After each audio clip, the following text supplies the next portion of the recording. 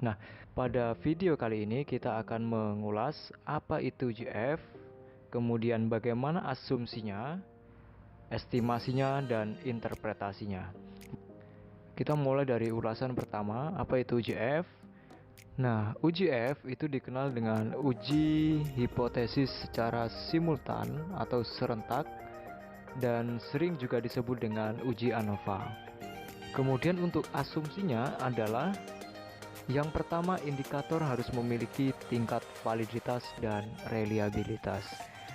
Nah, asumsi yang kedua adalah bahwa variabel yang kita analisis harus memiliki lebih dari satu variabel independen. Nah, kemudian asumsi yang ketiga adalah jika F hitung lebih besar daripada F tabel, maka H1 diterima. Namun sebaliknya, jika F hitung lebih kecil daripada F tabel, maka H1 ditolak. Baik, langsung saja kita masuk ke sebuah studi kasus. Di sini saya sudah memiliki data distribusi hasil jawaban responden. Nah, dari data ini kita memiliki dua variabel. Yang pertama adalah variabel independen yang terdiri dari beban kerja dan dukungan sosial. Kemudian variabel dependen yaitu variabel burnout. Kemudian responden yang kita gunakan dalam estimasi ini adalah sebesar 51 responden. Baik, langsung saja kita masuk ke software SPSS. Nah, di sini ada dua lembar kerja. Yang pertama variable view dan yang kedua adalah data view. Yang paling pertama kita harus memasukkan nama variabelnya di variable view ini. Yang pertama adalah beban kerja. Kemudian dukungan sosial.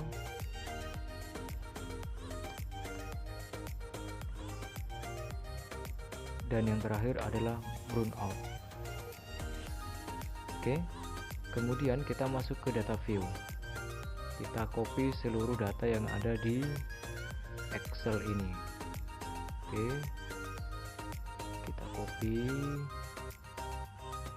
semuanya. Untuk nomor responden tidak perlu kita copy karena ini bukan bagian dari hasil jawaban responden. Kita copy, kemudian kita masuk ke software SPSS, kemudian klik paste. Oke, selanjutnya kita klik analyze, regression, kemudian linear. Nah, di sini ada dua kolom. Yang pertama adalah kolom dependen dan yang kedua adalah kolom dependen. Pada langkah ini kita harus menyesuaikan sesuai dengan konstruk teori yang sebelumnya telah kita bangun. Mana yang masuk dalam kategori variabel independen dan mana yang masuk dalam kategori variabel dependen. Di sini beban kerja itu adalah variabel independen 1, dukungan sosial adalah variabel independen 2, dan burnout itu adalah variabel dependen. Untuk yang menu-menu ini tidak perlu kita setting karena pada analisis ini kita hanya menguji UGF. Jadi langsung saja kita klik OK. Nah, di sini sudah ada hasil dari estimasi yang dilakukan oleh software SPSS. Jadi dalam tabel ANOVA ini kita bisa melihat seberapa besarkah nilai F hitung yang dihasilkan oleh dua variabel independen dan satu variabel dependen. Nah, di sini nilai F hitungnya adalah 15,387 dan sesuai dengan asumsi yang telah kita bahas sebelumnya, kita akan membandingkan atau mengkomparasikan antara nilai F hitung dengan F tabel. Nah, di sini kita sudah memiliki F hitung, selanjutnya kita akan mencari nilai F tabel. Oke. Baik, kita buka dulu daftar distribusi dari nilai F tabel.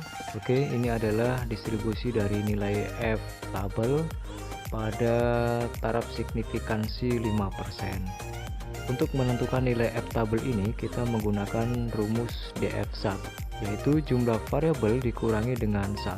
Jumlah variabel kita dalam penelitian ini adalah 3 variabel: beban kerja, dukungan sosial, dan burnout, kemudian dikurang dengan 1, maka hasilnya 2, sehingga kita akan fokus kepada DF1 pada kolom 2 ini. Kemudian jumlah responden kita yang kita gunakan dalam estimasi ini adalah sebesar 51. Nah, 51 dikurangi dengan nilai DF1 tadi, yaitu 2. Jadi hasilnya adalah 49. Nah, kita akan mencari nilai DF2 pada baris ke-49. Oke, 49. Nah, di sini tidak ada nilai 49, sehingga kita perlu mencari nilai yang paling terdekat dari 49, yaitu 50. Jadi pada baris 50, kemudian kolom ke-2. Nah, maka hasilnya adalah nilai F tabelnya 3,18.